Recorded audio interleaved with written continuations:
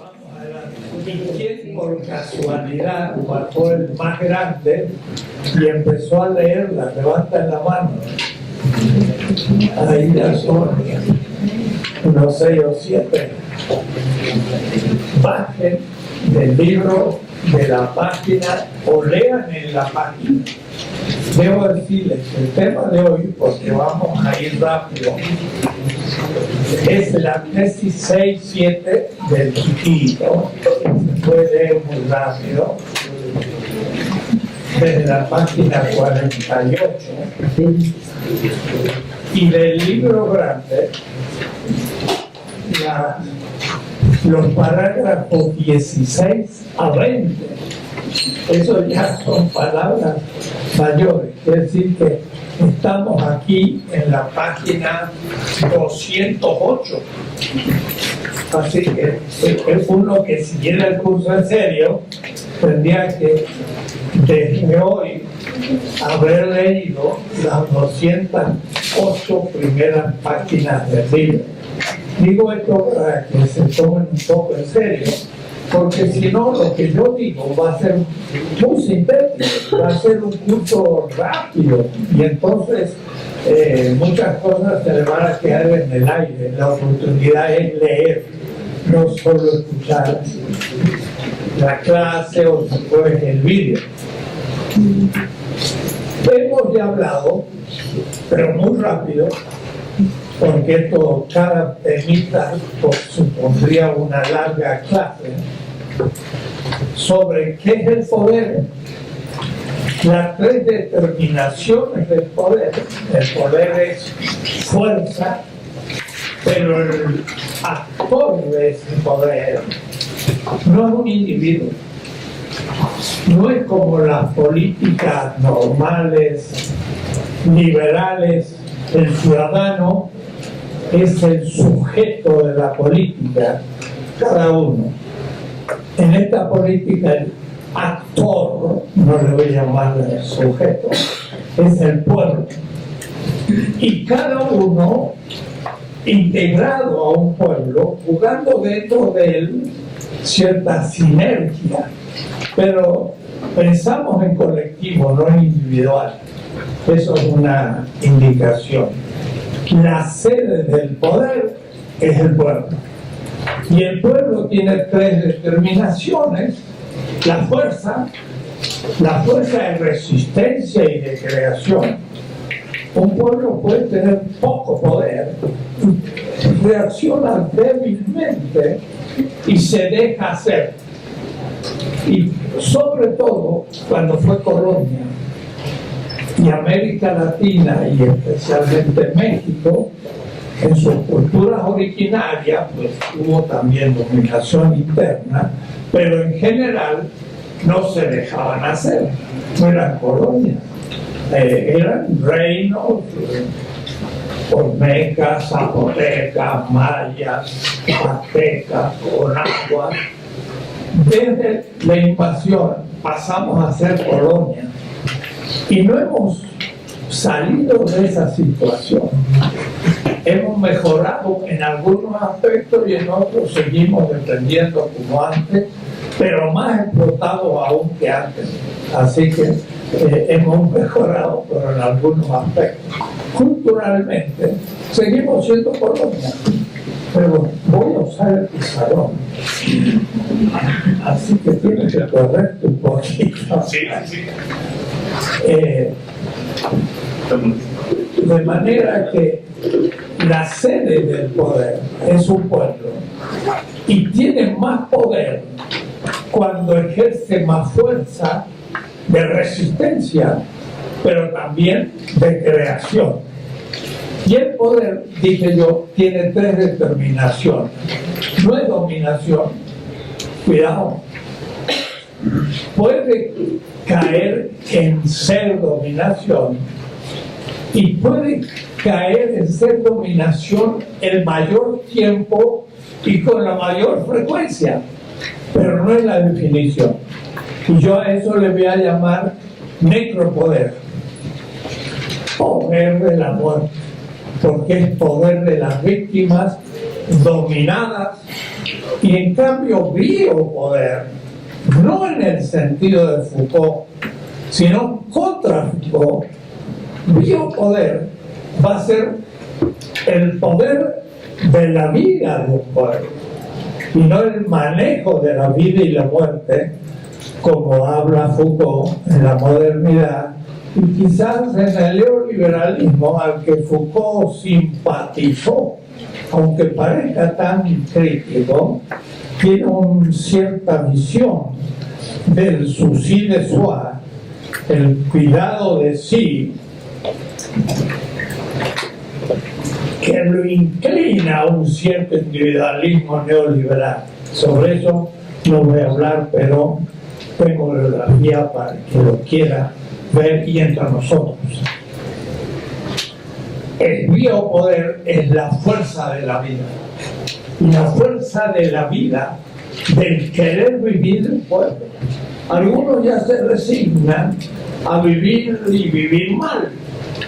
Y bueno, con tal de sobrevivir, aunque sea mal, pacientemente, pues vegetan. Es un pueblo sin poder. Y entonces se lo dominan. Y hemos sido muy dominados. Primero por España, después por la potencia Francia, que nos impuso hasta un emperador, y económicamente Inglaterra, y por último Estados Unidos nos tiene completamente a su disposición todavía. Quiere decir que nuestro pueblo por ahí no tiene el poder necesario. El poder es materialmente significa por la materia, por el contenido. Materia es la materia de este curso, es la política. ¿Qué es materia? Es el contenido al que va a tener que avisar de mis clases. Y entonces no es la materia física que se opone a algo como lo espiritual, no. Lo material es lo que tiene contenido. El contenido del poder es el querer vivir de un pueblo. Y eso se recibe en una educación. Hay pueblos que no pueden soportar el ser dominados por nadie porque ejercen un poder de resistencia. Miren los japoneses, miren la misma China, que fue bastante dominada por Inglaterra y Francia, pero nunca del todo, nunca fue colonia. Por lo tanto, hasta sus élites no se resignan a ser dominadas. Y cuando han podido, vuelven a su antiguo esplendor y lo vemos como están creciendo. Es un pueblo que tiene poder, quiere vivir. Segunda determinación, pero por consenso del pueblo. No es que la haga vivir una élite sabia y privilegiada. Es el consenso del pueblo del cual voy a hablar hoy, que se relaciona al tema de la hegemonía, que alguien preguntó qué es la hegemonía, y me va a remitir a Gramsci, que va a ser el tema, entre otros. El poder es fuerza, pero que está apoyado en el consenso del pueblo en cuanto a la defensa de su territorio y de su vida. Tercero, se ejerce sobre lo posible. No tengo poder sobre lo imposible, y esto existe un cierto realismo. Debo decir que esa es una cuestión importante en todo mi curso, porque hay una cierta izquierda, una cierta enfermedad de la izquierda, diría Lenin, que es la extrema izquierda, y del cual me voy a referir hoy de nuevo, que es la que se impone horizontes muy honestos, importantes, verdaderos, pero que son a largo plazo y no a corto plazo.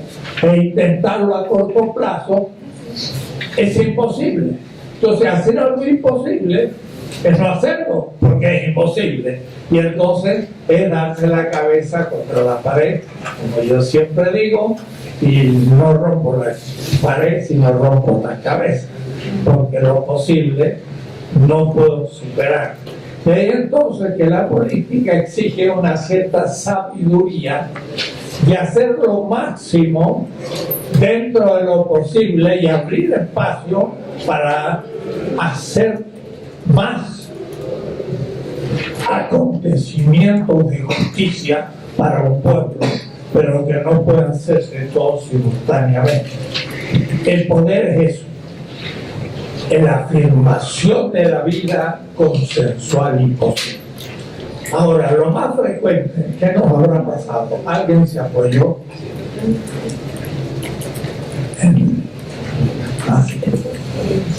Bueno, se nos apagó una parte. Ay. Y el poder se ejerce, pero la definición de Weber, que la modificaría de esta manera: el poder es dominación con pretensión de legitimidad ante obedientes. Él dice dominación legítima ante obedientes. No puede haber dominación legítima, porque la legitimidad es el consenso. Y entonces, paradójico pueblo que consiente que lo dominen, es un masoquista, es una contradicción. Entonces lo modifica. El que el poder sea dominación que pretende la legitimidad ante obediente es un defecto del poder. Y ese es el momento en que el poder se fetichiza. Entonces la palabra fetichismo la voy a tomar de Marx, pero Marx la toma de un antropólogo portugués en África, donde habla que los africanos se construyen dioses, se hacen dioses, y hacer facere en latín, de ahí viene hecho, y de ahí viene fetizo, hecho, y fetichismo es hecho por la mano de los hombres, pero después lo adoro como un dios, un fetiche. Y eso entonces Marx lo toma de un antropólogo y dice: antes que el capital se fetichice, y está completamente fetichizado, y entonces ahí tenemos temas interesantes, también el poder político se fetichiza. ¿Y cuándo se fetichiza? Bueno, Marx dice en un artículo sobre el robo de la leña, la dieta, o es decir, la autoridad de una provincia alemana que era Westfalia, en vez de servir al pueblo, el presidente nos dijo: la política es un servicio al pueblo, y coincide con Marx, que dice: la política es un servicio al pueblo. En vez de servir al pueblo, se sirve del pueblo. Y entonces el fin se hace medio y el medio se hace fin. Es una inversión. Y el que debería estar al servicio de, como representante, no como el poder, sino como el actor que recibe la delegación del ejercicio del poder. Hay que cuidar las palabras. La autoridad, el presidente, el diputado, el policía, todas las instituciones del Estado no tienen el poder, ejercen delegadamente el poder. Y por ahí un tema grave de la filosofía política es: después que el pueblo ha delegado el poder, puede recuperarlo y juzgar al que lo ejerce. Claro, y eso lo vamos a hablar más adelante en la participación. Se fetichiza cuando el representante que ha sido elegido para servir al pueblo se sirve del pueblo. Y eso es la corrupción. La corrupción no es solo por robar o extorsionar sexualmente a un colaborador o colaboradora, sino antes que eso, es que el representante, no el pueblo, se crece del poder. Yo soy el poder. Y entonces, desde ahí ejerce el poder. Está fetichizado, ya se corrompió. Aunque no robe nada, y aunque no extorsione sexualmente a nadie, Hitler no parece que robó. No le interesaba robar.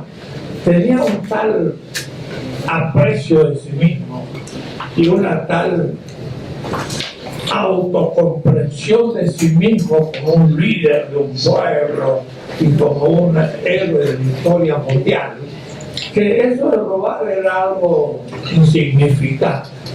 Yo creía que Pinochet era un fanático, pero no era un ladrón. Terminó por también Pinochet robarse más de 9 millones de dólares para la familia. Quiere decir que el Pinochet también había fetichizado el ejercicio del poder como un dictador que no surgió desde el consenso del pueblo, pero además se aprovechó en enriquecerse. Ese es un efecto, no es la causa, ni es la esencia de la corrupción, el acumular dinero del Estado. Eso es un efecto, y no el único, hay 7 efectos. Lean ustedes las 20 tesis, las otros efectos de la corrupción, que de paso, la primera tesis del libro, escrito hace mucho tiempo, yo empecé por la corrupción de los políticos. Quiere decir que no estaba despistado en darme cuenta que en México era la organización misma de la corrupción en los últimos gobiernos, porque la única manera de recibir algún beneficio de la política era haciéndose rico y no, en cambio, siendo juzgado por el pueblo como alguien que le sirvió, y es suficiente pago por haber entregado la vida en la política, que es un noble oficio, que es ético. Hasta aquí llegamos en las clases pasadas, son las primeras tesis. Hoy paso a la tesis 6. No sé si han visto el programa, está en mi página, ahí en los cursos 2021, y entonces pueden ir siguiendo. Además, estamos pasando para las firmas, y ahí le pueden sacar una foto al programa para irme siguiendo. Hoy voy a tocar 2 temas, los cuales 2 temas son no 2 clases, son 2 cursos, porque sobre el primero nomás me podría quedar por el semestre. Entonces lo que voy a hacer es más bien indicar el lugar sistemático de aquello que ahora voy a exponer, y ustedes pueden leer y aclararse y preguntar. También en el WhatsApp pueden preguntar cosas, así yo respondo. Hasta ahora me han hecho 2 preguntas del curso, y la primera la respondí en la clase pasada, y hoy voy a responder bien claro qué significa hegemonía, que es la única pregunta del curso que apareció en el grupo de WhatsApp. El tema de hoy es la praxis política y la necesidad ambigua de las instituciones. La praxis política ocupó el 90% casi de los estudios de la política. Aristóteles le dedicó la política a la praxis política, que para él era parte de la ética, parte, no otra. Cuando empieza la política, dice, esto es parte de la ética, y la ética era descripción de las costumbres de un pueblo Y de ahí entonces que para él ética y política eran juntas. Hay que pensar un poco en Atenas, y cuando uno visita en Atenas se ve la Acrópolis, todavía hoy en la ciudad de Atenas, y cuando uno se va acercando se ven unos edificios clásicos del tercer siglo de la era común, y era el edificio del Liceo. Ahí Aristóteles con sus discípulos estudiaban y trabajaban el amor a la sabiduría, que no es la filosofía en el sentido actual, no era una disciplina entre otras, era el amor a la sabiduría que estudiaba muchas disciplinas, como la sabiduría del pueblo griego. Después se fueron autonomizando parte de esa madre de todas las humanidades, y la filosofía quedó cada vez más reducida a una parte muy pequeña. Pero Aristóteles tenía una gran visión de la política, y entonces estudió muy particularmente la praxis. La praxis es una palabra griega, por supuesto,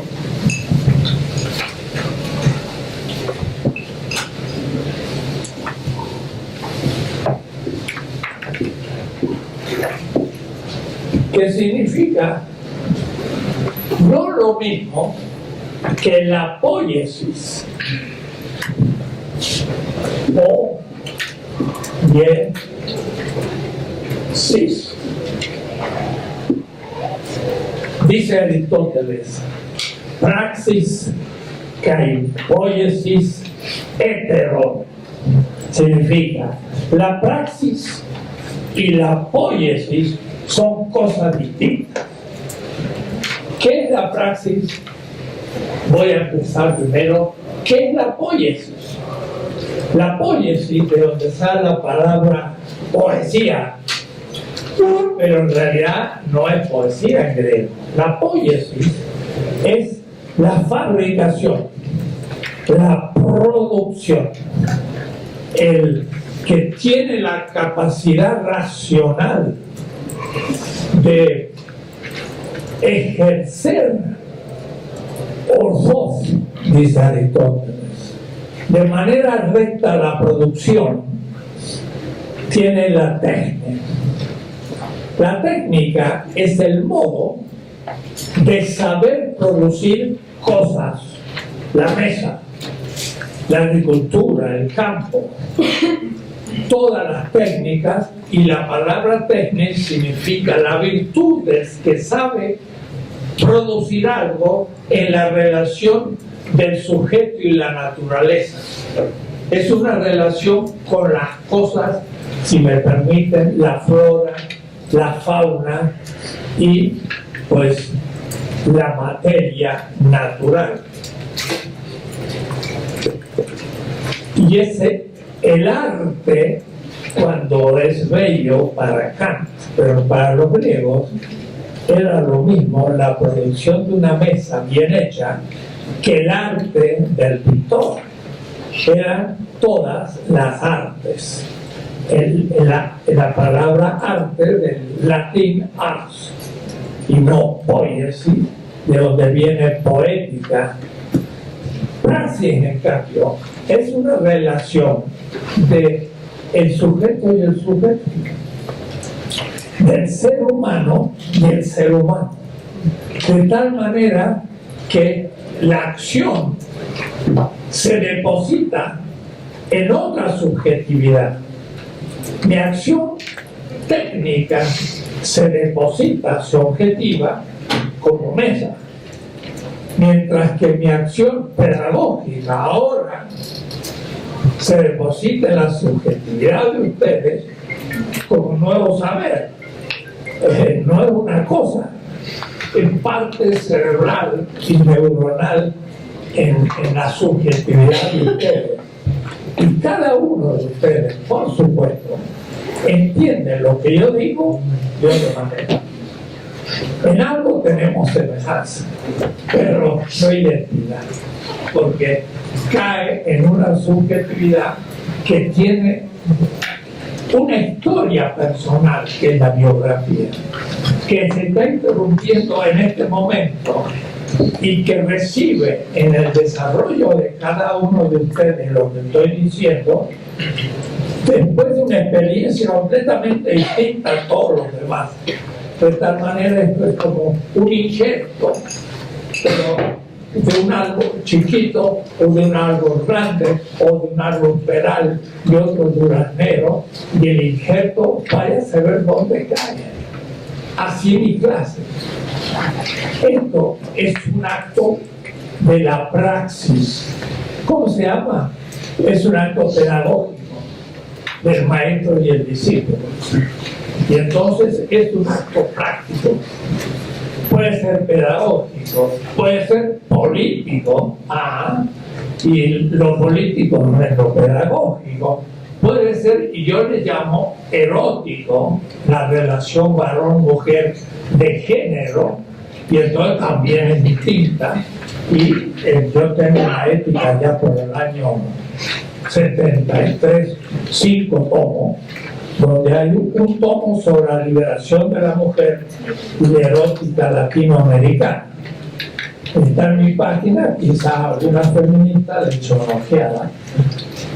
Hay una pedagógica, que es la relación maestro-discípulo, que es otro acto práctico, y hay una política, que es la relación que yo le llamo más bien entre los iguales, porque varón y mujer tienen diferencia de género, del cual surge el hijo y la hija, y es la relación padres, prole, hijo, maestro, discípulo, cultura de un pueblo y formación cultural de un pueblo, pedagógica, pero después está la relación práctica de los iguales, y eso es la política.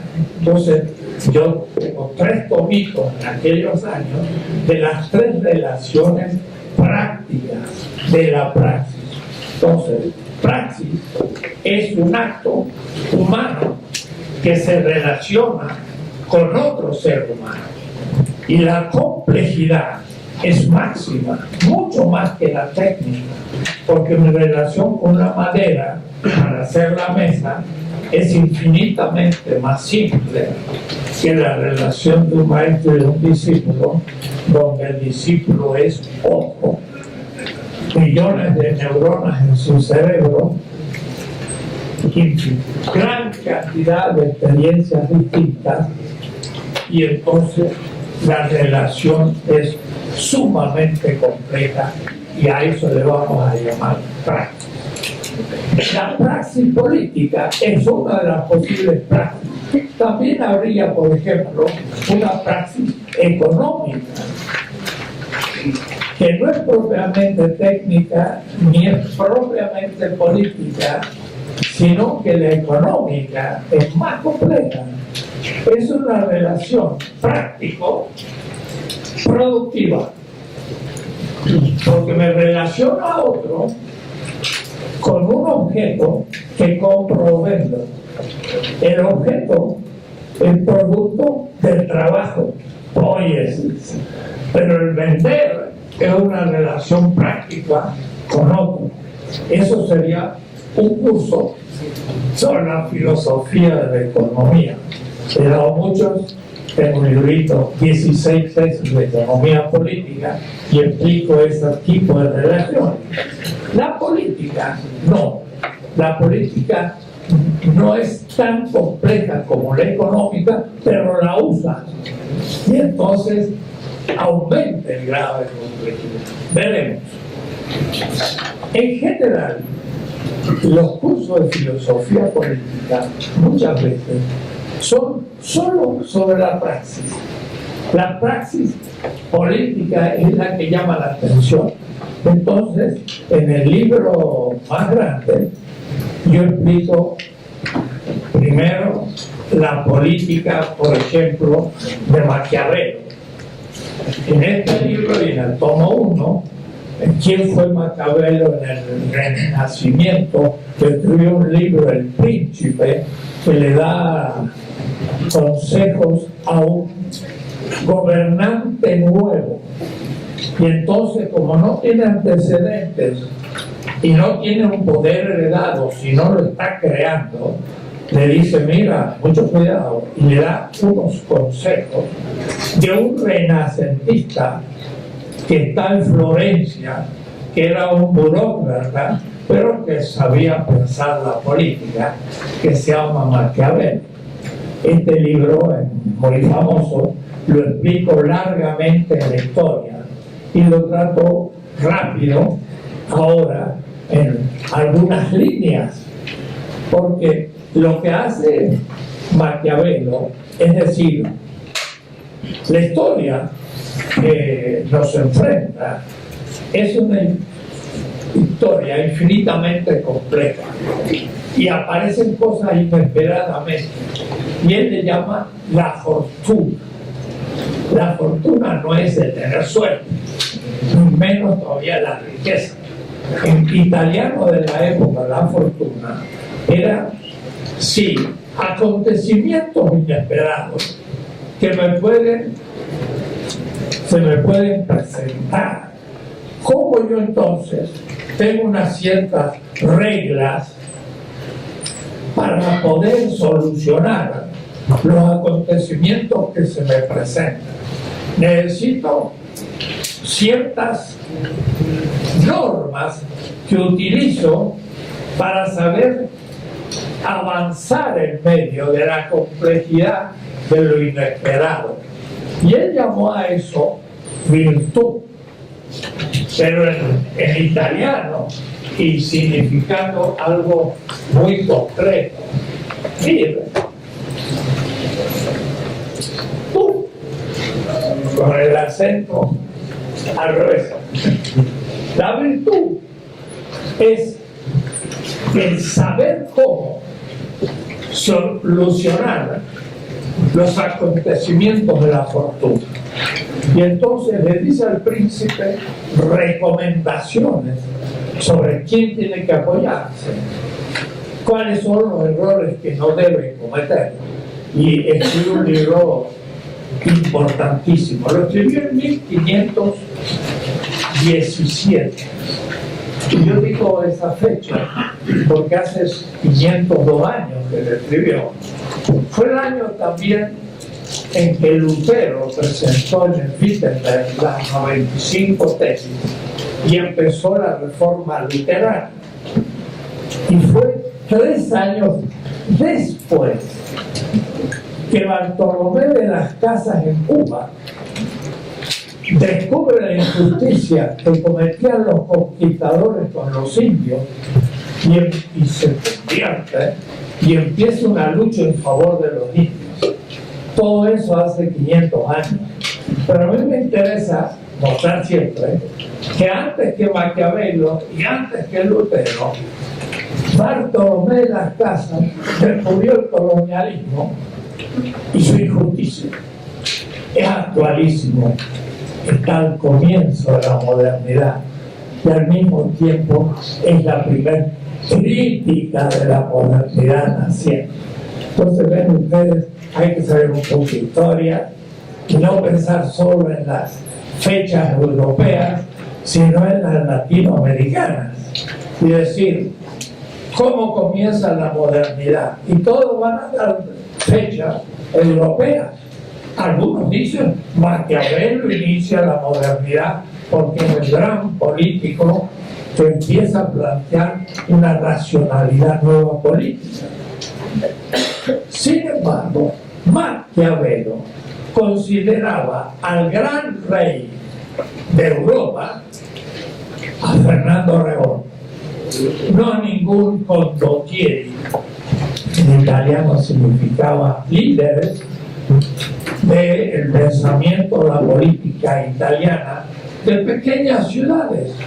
Florencia tenía unos 30.000 habitantes, Roma era más grande, pero en fin, Italia estaba en el Mediterráneo, y el Mediterráneo era el punto de conexión con el Medio Oriente y por la ruta de la seda con la China y con la India. Por eso Italia era tan importante. pero Italia era el centro del comercio en la llamada Edad Media. Un teórico en Italia no podía iniciar la modernidad aunque descubriera nuevos aspectos de la política. ¿Por qué? Porque en 1492 se había descubierto el Atlántico. Antes que América, el Atlántico. Y entonces España y Portugal van a abrir a Europa, a los océanos.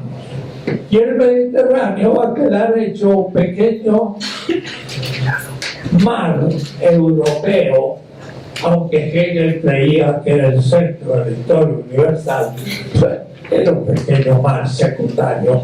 Si usted mira el gran continente Eurasia, la China, la India, Siberia, los mundos musulmanes y Europa, el Mediterráneo, un mar chiquito, ahí se queda.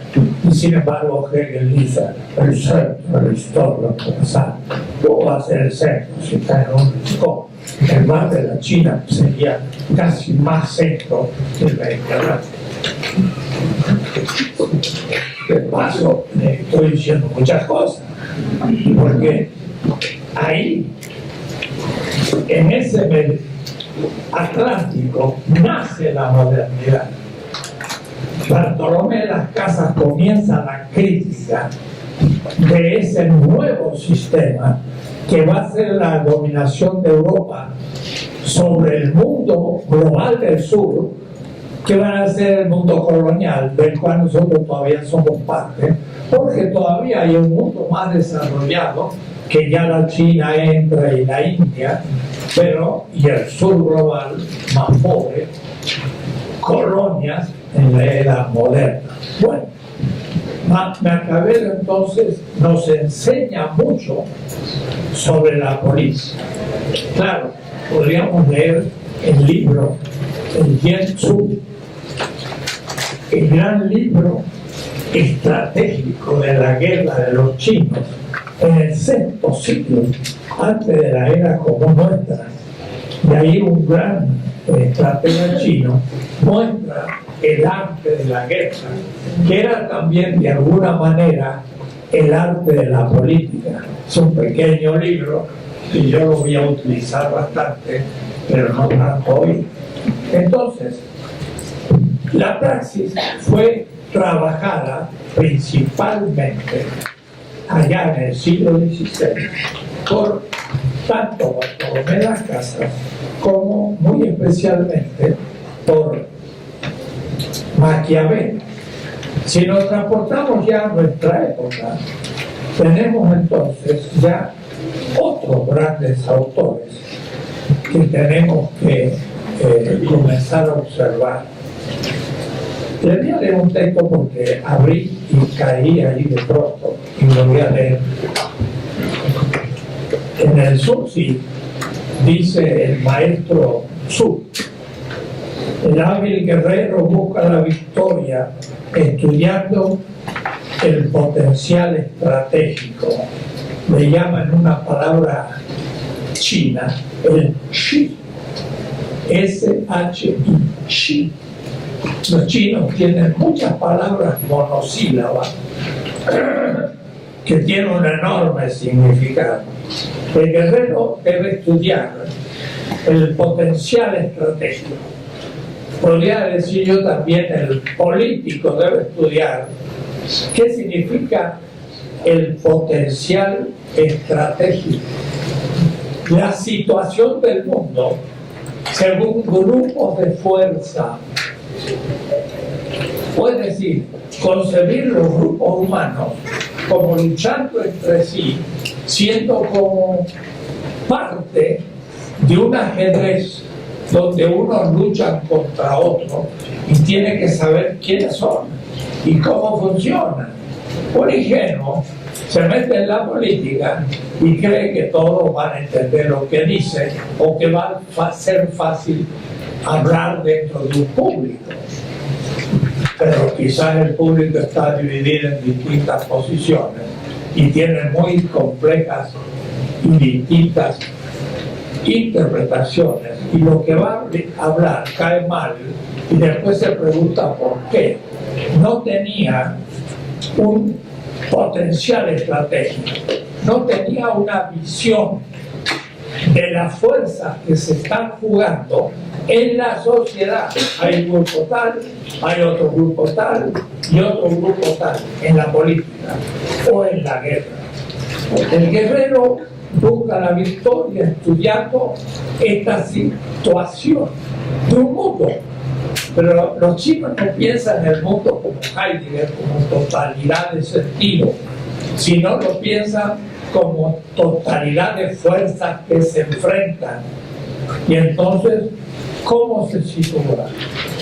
La naturaleza del tronco y la piedra hace que resulten inofensivos cuando están en reposo y peligrosos cuando están en una pendiente. Así el potencial estratégico, es decir, la visión de conjunto de las fuerzas que se contraponen en un campo político, es como un ejército competente que sabe que la avalancha de las piedras rodando desde lo alto de la montaña es muy distinta a esas piedras en el llano. Y entonces hay que saber si esto no está arriba, porque cuando pase por ahí me la van a lanzar y me van a hacer pedazos. Entonces da este tratado muchos consejos bien concretos. Es en ese sentido que hay que estudiar Max Weber. Yo aquí no le voy a dedicar tiempo, pero Max Weber lo trabajo largamente en la obra grande, estudio sus obras y cómo plantea el tema de la praxis. Dice Weber, debe entenderse por dominación la probabilidad de encontrar obediencia dentro de un grupo determinado para mandatos específicos,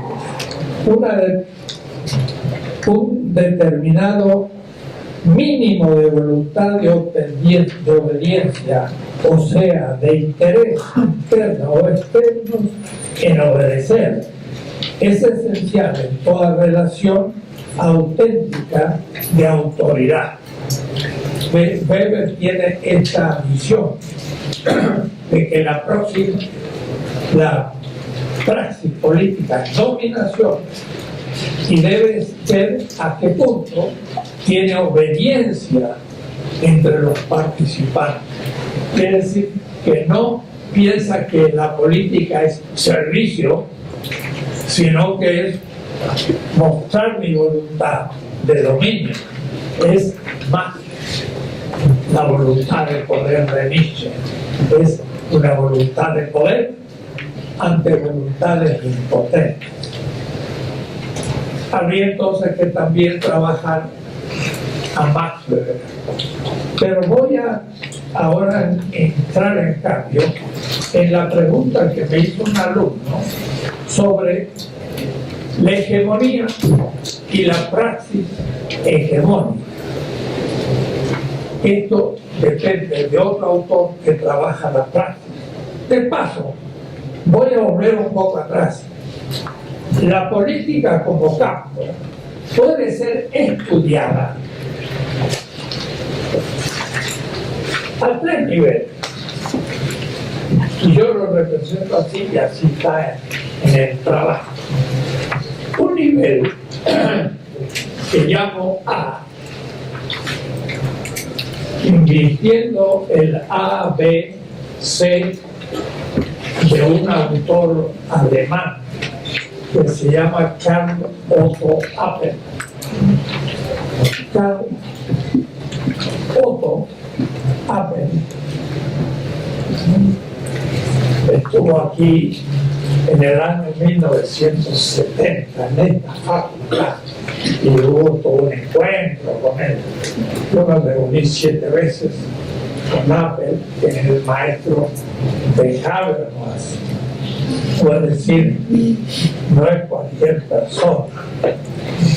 Y estaba yo construyendo justamente esta política en 1970, después del diálogo que tuvimos en Freiburg, una ciudad alemana,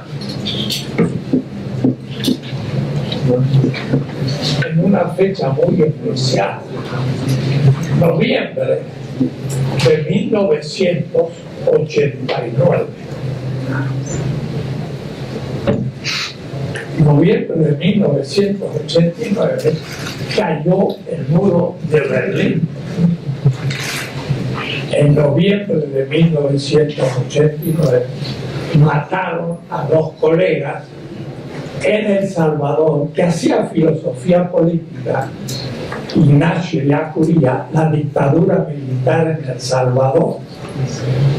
Pensadores, filósofos que fueron asesinados por una dictadura en América Latina. Y el 27 de noviembre de 1989 realizamos el primer diálogo en Freiburg, Alemania. Piensen que Freiburg es la ciudad donde el señor Husserl y Heidegger, no cualquier lugar. Hicimos un diálogo, estaba Carlos Waffen, 40 profesores, no doctorandos ni alumnos, y yo ahí ante Apple. Y empezamos un diálogo 7 años, del cual yo aprendí muchísimo que voy a ir enseñando. Y entonces la política en ese diálogo con Apple del 89 hasta el 2003, pues fue un diálogo intenso, del cual salió La ética de la liberación en 1988, 1998. Y ahí arrancó la política de la liberación, del cual acabo de enviar el tercer tomo a Trota y lo terminé. Pero eso ha sido 20 años de trabajo y la primera vez que yo en este curso voy a exponer una síntesis rapidísima y solamente la tesis fundamental, con lo cual terminé mi política en estas clases, pero hay una larga historia. Bien, Apple habla de un nivel A de los principios y un nivel B de la aplicación de los principios éticos. Y es un gran epistemólogo. En fin, vean ustedes en su computadora quién es Apple, con una P, no con dos, y van a ver la importancia. Yo empiezo y voy a llamar a el nivel de la praxis. La política se estudia desde la praxis en filosofía. Es como el primer capítulo. El segundo capítulo, B, son las instituciones. Y no una ocurrencia mía. Si ustedes leen un libro como Rawls,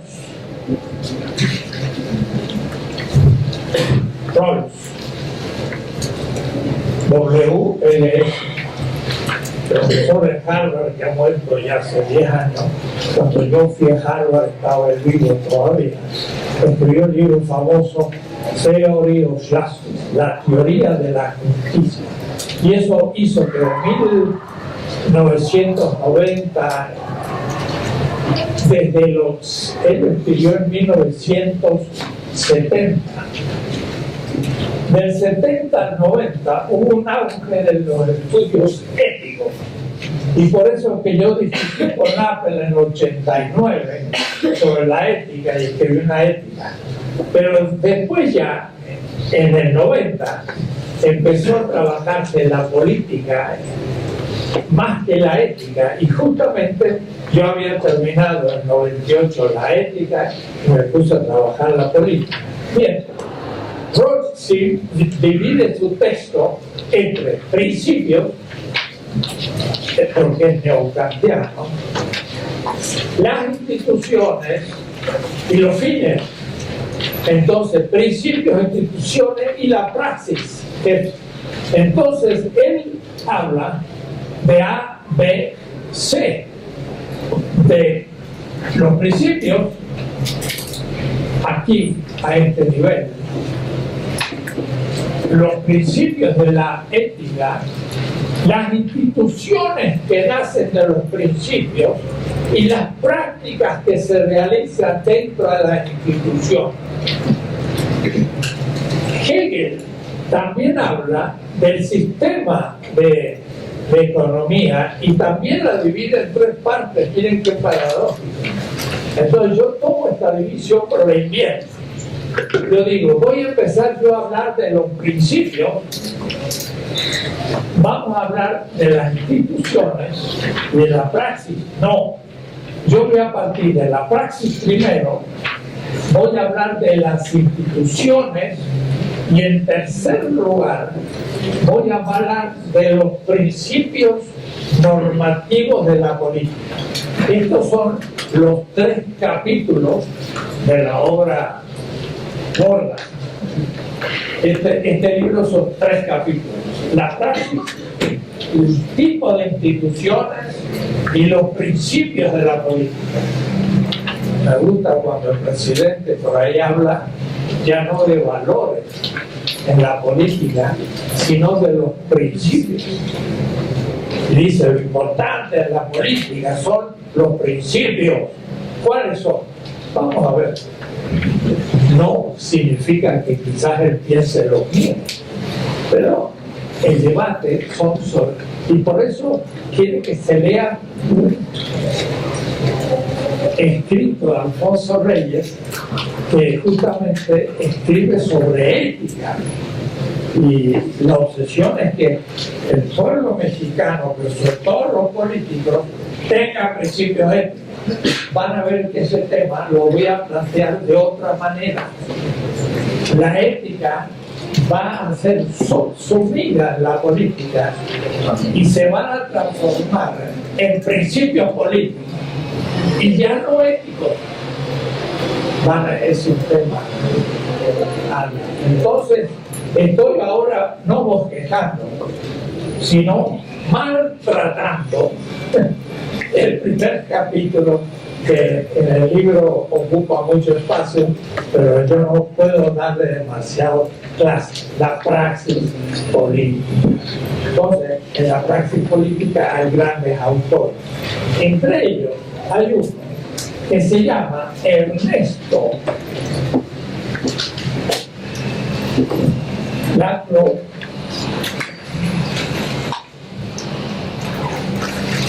Es un latinoamericano que, expulsado por las dictaduras del Cono Sur, fue profesor en la Universidad de Essex, en Inglaterra.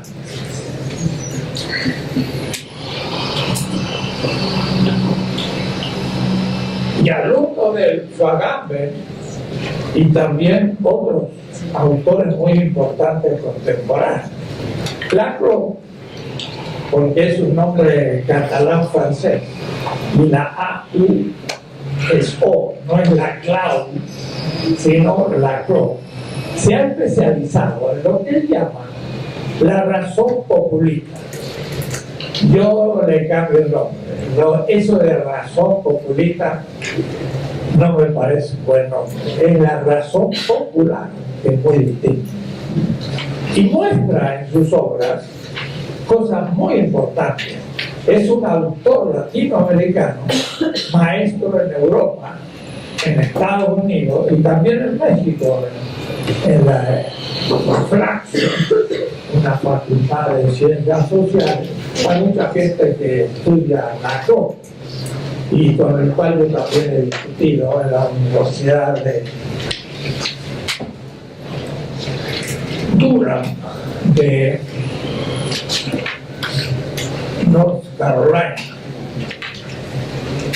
Laclau dice: la razón y por lo tanto el acto, la praxis política propiamente dicha, es una razón hegemónica cuando es política, y le llama a eso la razón populista. Y tiene un libro en el Fondo de Cultura Económica, su último libro, porque ha muerto hace 2 años, y como es más joven que yo, pues murió joven. Pero tenía mucho que dar todavía. La razón hegemónica se basa en el concepto de hegemonía de Antonio Gramsci.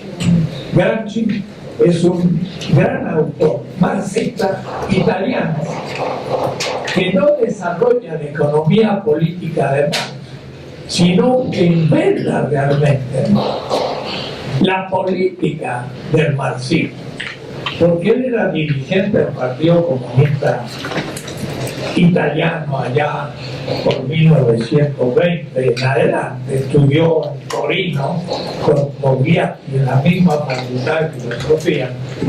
Yo, estando en Torino con Gianni Vattimo, me mostraba la ciudad y dice, pasamos enfrente de la facultad de filosofía y dice, aquí estudió Togliatti, gran presidente del Partido Comunista en Italia durante mucho tiempo, y Antonio Gramsci. Entonces, Antonio Gramsci es un filósofo, pero no economista, sino politólogo. Gramsci, S.H. Tiene muchos escritos, y sobre todo una obra enorme que se llama Quaderni de Carceri, que se llama Cuadernos de Cárcel. Mussolini lo metió preso, y él en la cárcel se hacía traer libros y escribió esos cuadernos de cárcel, que son muy importantes en política. Y entonces ahí él elabora qué significa la hegemonía. Yo al comienzo pensaba que hegemonía y dominación era lo mismo, pero en el WhatsApp alguien preguntó ¿y qué significa hegemonía? Y otro alumno le respondió que era lo contrario que dominación. ¿Quién fue? Tú. Muy bien. Ya sabía el tema. Entonces yo dije, voy a explicar algo lo que él bien respondió. Que si usted puede responderse también las preguntas, y por ahí bien o por ahí no también. Pero aquí sí dijo lo que parece. La hegemonía norteamericana puede parecer que es lo mismo, la hegemonía, la dominación norteamericana, pero es justo lo contrario. ¿Qué es hegemonía? Entonces, claro, tenemos que empezar a ver muchas cosas que vamos a ver más adelante. Gramsci empezó a entender que la clase obrera no era ella sola el actor colectivo principal de la historia en la lucha de clases, que es la ortodoxia marxista. Él amplió el concepto y dijo entonces, hay una sociedad política en donde hay un pueblo. Y entonces trabajó el concepto de pueblo y le llamó, y va después volver sobre el tema, el bloque social de los oprimidos. Bloque, no piedra. Social, no político, sino social. De los oprimidos, quiere decir no todos los habitantes de un territorio, sino solo los oprimidos. En la mañanera de hoy o ayer, el señor Slim habló de que van a invertir mucho. El señor Slim no es parte del pueblo para Antonio Gramsci, porque no es del bloque de los oprimidos.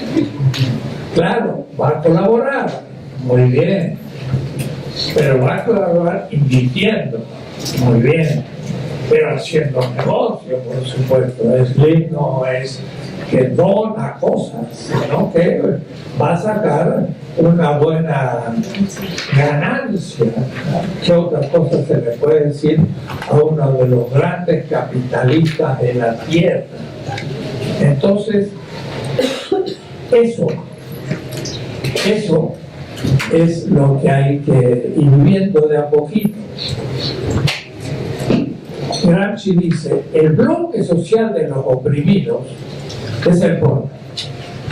Y yo me voy a dedicar después a mostrar mucho lo que significa. Pero el pueblo, y hay un texto muy bueno de Fidel Castro, el que usa en la plaza de La Habana, cuando triunfa la revolución en el 59, que dice una cosa así, aunque volveré sobre eso. Dice Castro, primero, en todo el discurso no habla de la clase obrera, sino del pueblo cubano. ¿Cómo es posible que Fidel Castro haga eso? Y en la historia me absorberá, dice, entendemos por pueblo cuando hablamos de lucha. Significa, es una categoría política y no económica. La categoría económica es la clase obrera. La clase obrera es la constituida dentro del capital. No ha habido clase obrera antes del capitalismo, propiamente dicha. Tiene unos 5 siglos. Claro, había antes asalariados de algunos bolsones, yo llamaría, de capital, y gente que recibía salario de los griegos y los chinos y en todas partes, pero no era todavía el capitalismo. Había capital, pero no capitalismo. Pero eso lo trataría yo en el curso de economía política. Entendemos por pueblo cuando de lucha se trata, es decir, una categoría política, la gran masa irredenta.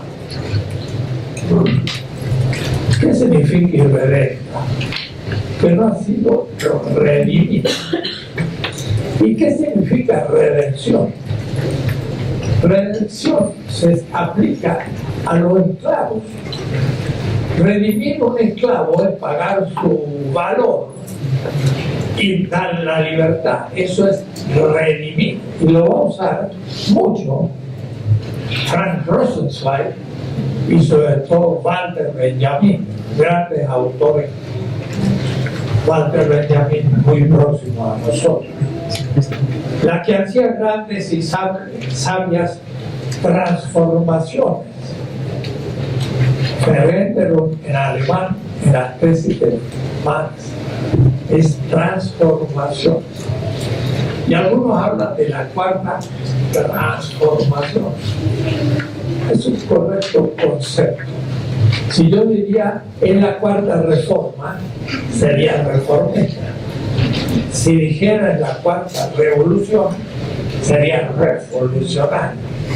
Pero si digo cuarta reforma, ni soy reformista, ni soy estrictamente revolucionario, hay que explicarlo. Y lo voy a explicar en este curso. Pese a su ambigüedad, de todos los órdenes, y está dispuesta a lograrlo, cuando crea en algo, dice Castro, los principios. Cuando crea en alguien, hacha el liderazgo. También Castro habla de alguien que hay que creer para hacer política. Pero sobre todo, cuando cree el pueblo suficientemente en sí mismo. Eso es lo que todavía hay que lograr en México. La mayoría ya cree en alguien, pero todavía no cree en sí mismo. Nosotros llamamos pueblo, cuando de lucha se trata, a los 60.000 cubanos que están sin trabajo. Si están sin trabajo, no son clase obrera, son ejército de reserva. Es decir, que puede ser pueblo y no ser clase obrera. Y sin embargo el pueblo va a ser el actor colectivo, para mí, de la liberación. Porque mi política se llama, no política, sino que se llama política de la liberación. Está bien nombrada y como tal fundada, y por lo tanto es falsable, diría Popper. La pueden criticar porque están bien definidas las cosas. Entonces ahora sí podemos debatir, y entonces es un tipo de política, pero por lo menos es latinoamericano. Yo ya no me refiero a ningún filósofo que haya constituido la filosofía que le estoy exponiendo, europeo o norteamericano. La hemos creado nosotros. Es la primera vez. Aunque usted no crea, o ustedes espero que creerán al ir estudiando. Bueno, el texto no lo explico ahora porque no me toca todavía explicar qué fue, pero la razón hegemónica la cumple un pueblo. ¿Qué es hegemonía? Es que hay muchos grupos sociales y aún lo podríamos llamar movimientos sociales. Movimiento social 1, el feminismo. Movimiento social 2, los ecologistas. Movimiento social 3, la clase obrera que lucha contra el capital porque explota su valor. Los pueblos originarios porque están antes de la modernidad de la nación mexicana y tienen otra cultura, otra lengua, y cada uno de esos grupos tiene objetivos particulares diferentes y le voy a llamar movimientos sociales N, muchísimos. Cada movimiento es particular y sigue un fin. La mujer y otros ejercicios del sexo ponen como cuestión fundamental la liberación del género y no la dominación del machismo heterosexual masculino. Y entonces es un movimiento. El ecologista, mire, ahora se está en un momento de mucha conciencia porque nos está quemando el pulmón de la tierra. Y ahora ya va como 500.000 de hectáreas en Bolivia. Avanzó hacia Bolivia y se va a chupar aparte el Paraguay, ya el Perú poquito, pero si llega al Perú es un desastre. Y esto porque el gobierno derechista y absurdo no retiró los fondos para todos los proyectos de defensa del Amazonas y a su vez promovió la ganadería y la agricultura en el Amazonas por grandes capitales que les interesa en la explotación de la carne y la soya y demás. De tal manera que tenemos, un día dice, hoy aparecieron 1.400 nuevos sectores de fuego. Ahí hay gente que está prendiendo fuego. ¿Quiénes son? Campesinos y transnacionales que quieren arrasar la selva para hacer agricultura o pastoreo y hacer negocios. Y están liquidando el pulmón de la tierra. Bueno, esto no les importa. Bueno, en la ecología ahora ha crecido igual que el feminismo. Ha habido ya descubrimientos inaceptables. Y entonces en estos 2 últimos años el feminismo ha crecido muchísimo, descubriendo la posición de algunos grandes artistas y demás, que ha creado mucha conciencia. Creo que nunca, como el esquema del Brasil, ha crecido el movimiento, nuevos movimientos sociales, ecológicos, y hay muchos. Cada uno de esos tiene fines distintos, son fines particulares. ¿Y quién los pone en conexión? Y forma un proyecto nacional de todos ellos. Eso es lo que Boaventura de Costa Sousa, un gran pensador portugués del sur de Europa, pero que conoce el África, el Asia y América Latina, un gran pensador, dice: se trata de un gran movimiento primero de traducción. El feminista dice: la mujer es explotada, y entonces el que está contra la raza blanca como la principal, que domina las otras razas de pigmentación distinta en la piel, dice: no, el racismo es lo principal, no el feminismo. Pero si yo los pongo a dialogar y entonces traducir el proyecto feminista y el proyecto antirracista, de pronto descubre que las mujeres más explotadas son las de color, y se hace la intersección entre el movimiento de igualdad racial y de la igualdad de los géneros. Y así, si el obrero dice: no, lo principal es luchar contra el capital, como dice Marx, porque el obrero crea su valor evidente y lo esencial, pero de pronto ponemos a los tres en diálogo, y entonces el marxista, que habla de la clase obrera y del plusvalor y de todo, descubre que la peor pagada, por lo tanto la que más plusvalor crea, es la mujer, y la mujer de color, y esas son las que están ahí en la ciudad del norte, entrando en las maquiladoras, que son mujeres más que varones, porque se les paga menos.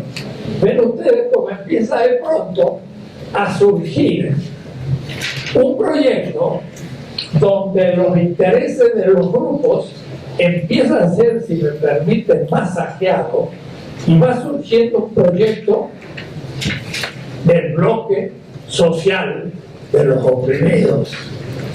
Y ese proyecto es un proyecto mayoritario, porque si vota es el 70-80%, porque si ponemos las mujeres de un lado 50% y del otro los hombres 50%. Muy bien. Pero en el 50% de las mujeres ponemos ahora las mujeres blancas 10% y las otras el 40%. Y entre estas ahora cuáles son las pobres, y así nos vamos quedando, que al fin el varón rico, blanco, etcétera, es el 1%, y esos son los que dominan la tierra, y claro, además son los que ahora controlan el capital financiero, y por eso entonces que el 1 por 1000 posee los de miles de millones de personas de capital, pero en manos de blancos, varones, etcétera, etcétera. Entonces, ¿qué significa lo hegemónico? Significa la articulación de los proyectos particulares de los movimientos sociales dominados. Cuando se ponen en común, son mayoría. Y entonces Laclau dice: Esa es la razón política, la que actúa según las mayorías y no de las minorías. El liberalismo es una doctrina que se inventó la posibilidad de que los ricos blancos del norte del mundo, o es decir, Europa y Estados Unidos, dominen a todos los demás. El liberalismo. ¿Por qué? Porque puso individuos en competencia y el más fuerte domina al débil, pero a su vez era el que tenía más desarrollo tecnológico. Y eso sucedió en Europa. Bueno, no les voy a hacer la historia de la modernidad, donde se aprovecharon de los grandes descubrimientos chinos que comenzaron la revolución industrial, la desarrollaron en Inglaterra, los chinos tuvieron crisis y los ingleses terminaron por dominar a la China con la guerra del opio, robándole todos los grandes descubrimientos tecnológicos de la revolución industrial que empezó en China, no en Inglaterra, según los últimos estudios de la historia económica. Razón económica, hegemónica y praxis hegemónica es la razón política por excelencia, porque lo otro sería la praxis unánime, todos estamos de acuerdo, pero eso es imposible, siempre habrá un disidente. Pero cuando se reúnen los proyectos de los grupos dominados, ahora tenemos mayoría de habitantes que están organizados en movimientos particulares que han a su vez articulado sus proyectos y ahora tienen una mayoría consistente, la mayoría de un pueblo sobre un territorio, y eso se llama hegemonía. Y entonces la razón política por excelencia, la democracia, no puede ser sino hegemónica, no puede ser por unanimidad, siempre habrá una minoría contraria, pero lo interesante sería que esa minoría contraria fueran los antiguos dominadores que ante un proyecto tal que reúne el proyecto de todos los grupos dominados no puede dominar más, y entonces entramos en una sociedad distinta que tenemos que pensar que vamos a ir. Hubo un movimiento postmoderno. Cuando yo empecé a escribir mi filosofía de la liberación, en algunos puntos inspirada en Heidegger, dije esto es un pensamiento postmoderno. Pero eso lo escribí en 1975. En el 79, Lyotard escribió La condición postmoderna, 5 años después de mi libro, y Edward Said mostró el eurocentrismo y la necesidad de entender qué significa el orientalismo, porque los europeos se constituyeron como el ser humano occidente, y lo bárbaro, lo primitivo, era el oriente. Pero el oriente no existe, porque la China y la India tienen más diferencia entre la India y Europa, porque la India con los persas, los griegos y los romanos tienen una línea genealógica indoeuropea, el sánscrito como lengua, y en cambio el chino es completamente distinto.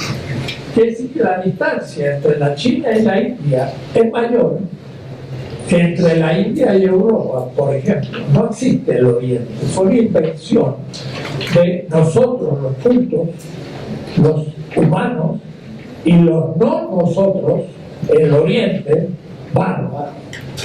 Nosotros ni entramos, ni siquiera nos negaron. Estábamos tan negados que hasta se olvidaron de decir que América es hablar. Él dice América está en el futuro y por lo tanto no me voy a ocupar de ella. Pero no se ocupó.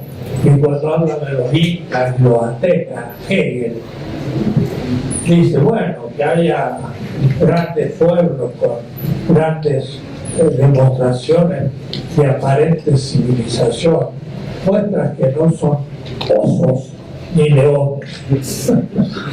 No demuestran que son humanos del nivel de los egipcios o los mesopotámicos, como escribió nuestro gran antropólogo. Bueno, entonces, la praxis hegemónica es la praxis política en su descripción positiva más clara.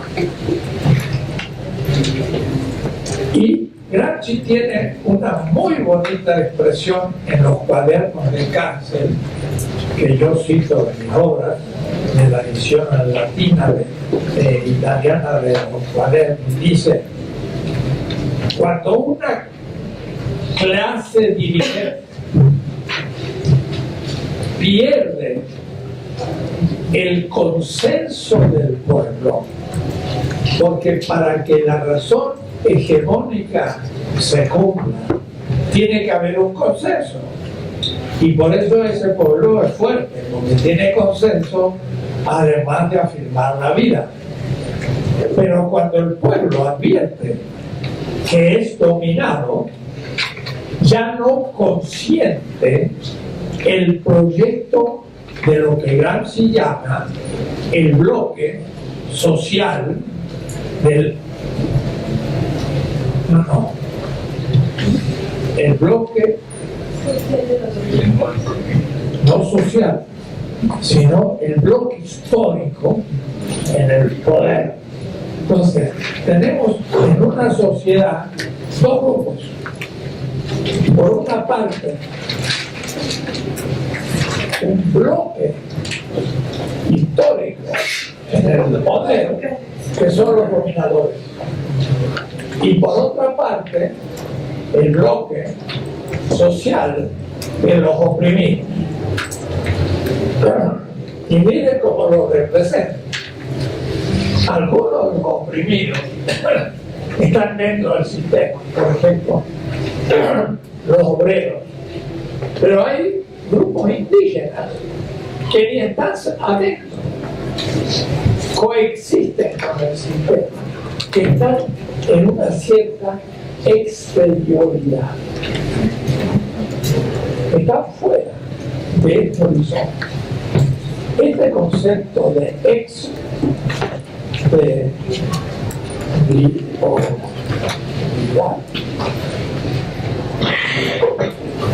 lo voy a explicar, y es un concepto que yo debo a un pensador judío francés que se llama Emmanuel Levinas. Lo mío está constituido por muchos autores, pero no por uno, sino por muchos, y se fue construyendo a través del tiempo, 50 años. Y entonces tengo distintas influencias, pero en el fondo ningún maestro importante, o mejor único, porque como latinoamericano y en el sur de América Latina, por los años 50 que yo estudié, ninguno de mis profesores había salido de América Latina. No, ninguno había ido ni a Estados Unidos ni a Europa, porque fue la guerra y la posguerra.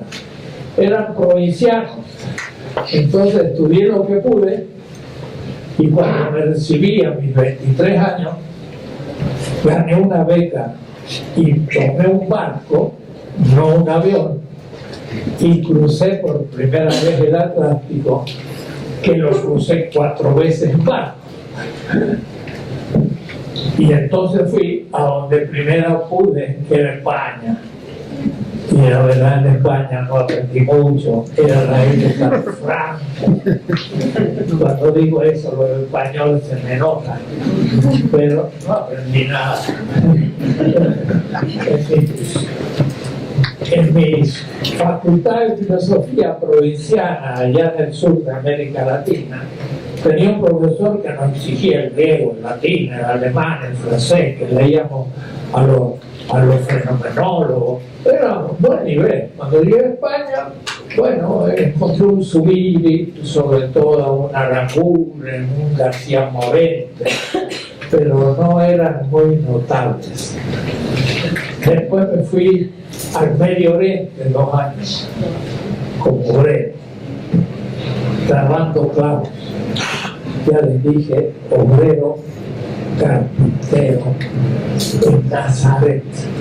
Y ahí estudié hebreo y me desperté del pensamiento griego y volví a Europa. Ya tenía 25 años. Y ahí sí, en Francia, me metí a estudiar a los fenomenólogos. Merleau-Ponty había muerto, Sartre estaba vivo, y me metí a trabajar mucho con Paul Ricoeur en la Sorbona. Yo vivía al lado de la Sorbona, a 200 metros de la gran universidad medieval. Y ahí sí empecé a estudiar, pero tampoco. Paul Ricoeur muy rápido lo dejé en el camino. Él no conocía América Latina, era eurocéntrico sin saberlo, era un gran maestro, pero no me servía demasiado. Por eso que tuvimos que inventar. Y al mismo tiempo, cuando volví a América Latina, después de pasar por Alemania, 10 años en el antiguo continente, entonces empecé a trabajar la construcción de una filosofía latinoamericana.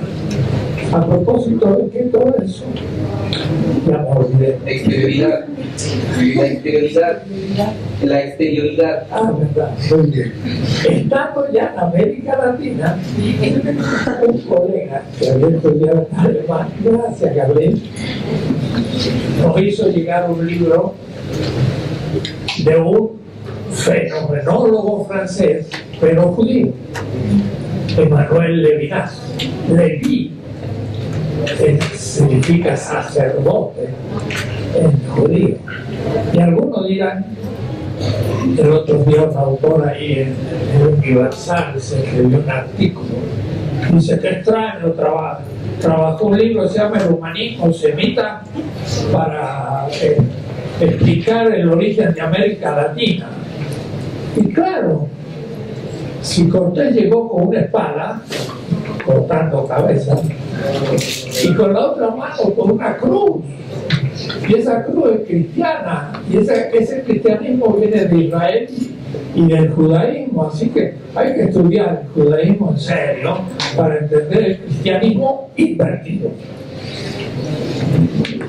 porque Cortés es el cristianismo invertido. En vez, como los pobres del Imperio Romano, de ayudar a los pobres y oponerse al imperio, desde el siglo IV los cristianos se hicieron imperiales y empezaron a perseguir a los esclavos y justificar la esclavitud, y también los siervos en la Edad Media, y luego van a justificar el capitalismo. Eso es la cristiandad. Entonces yo no tengo nada que ver con la cristiandad, pero tengo que ver con los mesiánicos de hace 20 siglos que lo crucificaban. Ajá. ¿Y qué era la crucifixión? La silla eléctrica por una revuelta política. Había una política y van a ver ustedes. Entonces, bueno, en fin, historia. Le digo esto porque es la primera vez que hay una cátedra como esta extraordinaria, dado por un filósofo bastante arrinconado.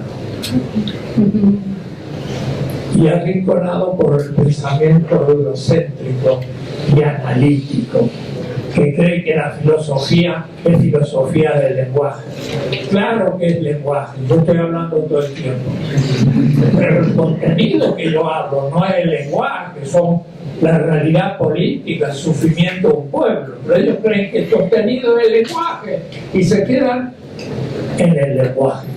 Y yo digo, el lenguaje es como el cuchillo con el que se corta la carne. hay que tenerlo bien afiladito, es decir, tiene que ser un lenguaje preciso, correcto, lógico, muy bien. Pero ellos se pasan afilando el cuchillo y se comen al cuchillo y nunca cortan, porque no se ve cómo cortan ni la política, ni la economía, ni la estética, ni ningún tema. Se quedan con el lenguaje y entonces se cuchizan el lenguaje y de pronto se aburren. Y claro, ¿cómo no se van a aburrir si no son filósofos?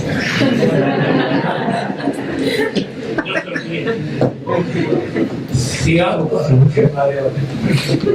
No se olvide el relojero o la relojera de avisar.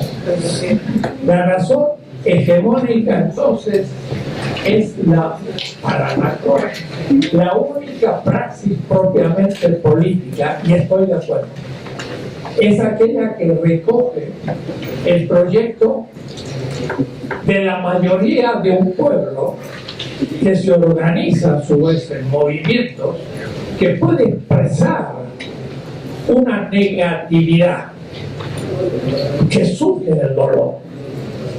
Si surgió el movimiento feminista es porque en Inglaterra no les permitía votar y porque, como vemos, la mujer es asesinada porque parece que es fácil y es despreciada y es explotada y no tiene salario porque trabaja en la casa.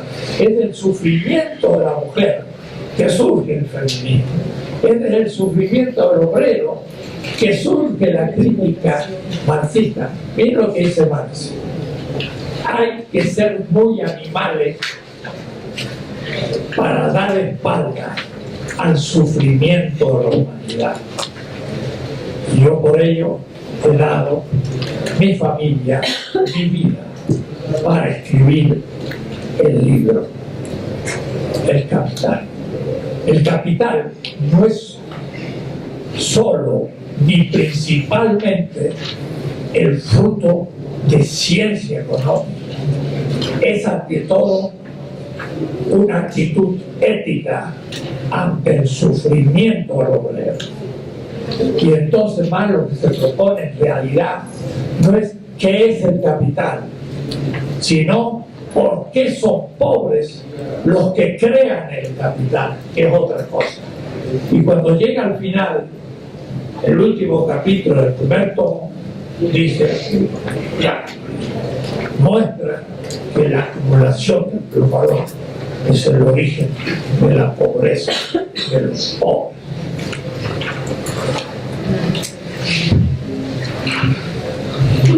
Eso significa que está bien dar becas, pero eso no es suficiente, porque la pobreza va a continuar en las estructuras del capital. Pero eso lo iremos logrando poco a poco en el futuro. No queramos lograr todo de inmediato. Sepamos lo que es a corto plazo, lo que es a mediano plazo y lo que es a largo plazo. Y lo que es a largo plazo no se puede hacer en el corto, pero lo del corto plazo no es falso porque no haga lo que se debe intentar a largo plazo. ¿Me entiendes? Entonces, muchas de las posiciones pueden ser criticadas por la extrema izquierda de populista y la derecha de marxista. ¿Cómo puede ser? Por eso ya entenderán ustedes mejor. El bloque histórico en el poder, les voy a leer el texto de Gramsci. Si la clase dirigente ha perdido el consenso, es lo que pasó en México. Ya la gente no creía más en el grupo dominante. No es ya dirigente, es únicamente dominante. La diferencia entre dirigir y dominar. Si yo dirijo y la gente está de acuerdo, Bueno, seguimos. Estados Unidos ha tenido mucho consenso y el Partido Republicano y el Partido Demócrata ha sido una élite dirigente. En el tomo 3 de mi política que he entregado a Trota para que se publique, espero antes del fin de este curso o el próximo año, hago una historia de Estados Unidos primero. Miren qué cosa. 50 páginas de historia de Estados Unidos. Y digo, ya he hecho una historia mundial, pero no he trabajado en Estados Unidos. Ahora sí. Porque yo hablo de una política de liberación. ¿Ante quiénes? Ante Estados Unidos, que me voy a liberar. Y entonces hago una historia de Estados Unidos. Usted no se imagina la persecución brutal hasta el asesinato, Sacco y Vanzetti, de toda la izquierda norteamericana en el comienzo del siglo XX hasta 1930. Liquidó su izquierda asesinándola, metiéndola presa y eliminándola. Y en Estados Unidos no hay izquierda, no hay autores críticos, hay un Chomsky, es judío. Y al decir es judío, y yo no soy judío, es porque el judío es discriminado. Y como es discriminado, entonces es crítico. Y por eso Levinas también es judío. Me gusta. Y yo no soy judío, pero soy crítico, entonces aprendo de él. En cambio, de la derecha no puedo aprender, no más fácil. Estados Unidos liquidó su izquierda. Pero podríamos decir que en los 40 y 50, después de la gran crisis y del triunfo de la guerra, tenía la élite un consenso del pueblo. Entonces eran dirigentes.